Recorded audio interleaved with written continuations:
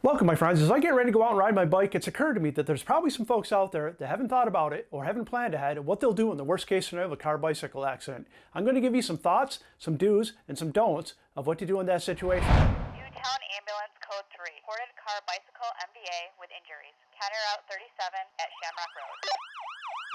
In a perfect world, this situation would never happen. Unfortunately, this is not a perfect world, so these situations do occur.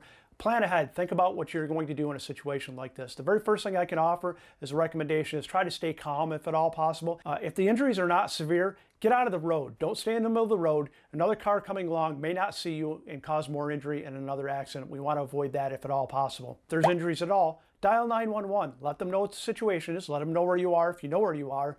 And also, if there's no injuries, let them know that. That'll avoid an over-response, so you're not getting a bunch of fire trucks and a bunch of ambulances and a bunch of police cars responding to the area. The next thing I would recommend is, if at all possible, get a good description of the vehicle. Color, make, model, license plate, anything of that nature. And also get a good description of the driver. It doesn't do any good to give the police a description of the vehicle and not a description of the driver, so they can't match the two up and figure out who was driving at the time. That's going to make a world of difference.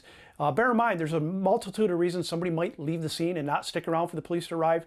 Their drug or alcohol involvement, they don't have a license, their vehicle's uninsured, unregistered, or anything of that nature. Or maybe they're wanted on warrants, or maybe they're just plain an idiot. At least in New York State, the criteria to file a motor vehicle accident, or MV-104A, which is the state accident report form that are filed by the police, is there has to be $1,000 worth of damage, or personal injury, or death. If those criteria are met, the police will file an MV-104A. If those criteria are not met, they're most likely and probably will not file an MV-104A for you. They may do an exchange of information form, which is they'll gather the driver's information, insurance information, and vehicle information and give that to you, and then they'll give your information to the driver so you can sort it out with your insurance companies after the fact. What I would recommend next is take pictures of the scene. Take pictures of the road that you're on in both directions, or if there's an intersection, all directions of travel in the roads, any road signs, any road markings. Take pictures of the direction the vehicles were traveling.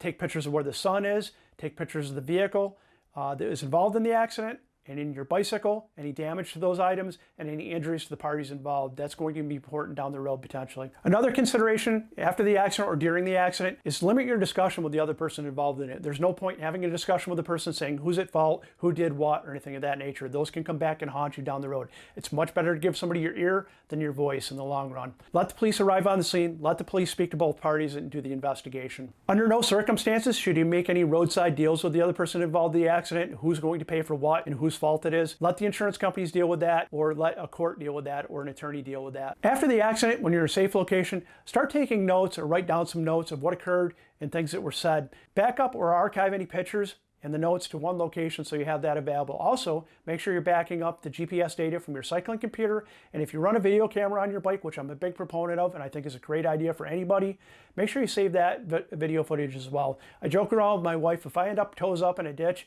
make sure you're looking for that video camera, because it's going to tell you probably what happened to me. A couple more points. I would certainly limit any posts you're making to social media, and also any uploads you're making to fitness apps such as Strava. That's all information that once it's out there, people can see it and potentially use that against you if it should end up in a lawsuit type situation.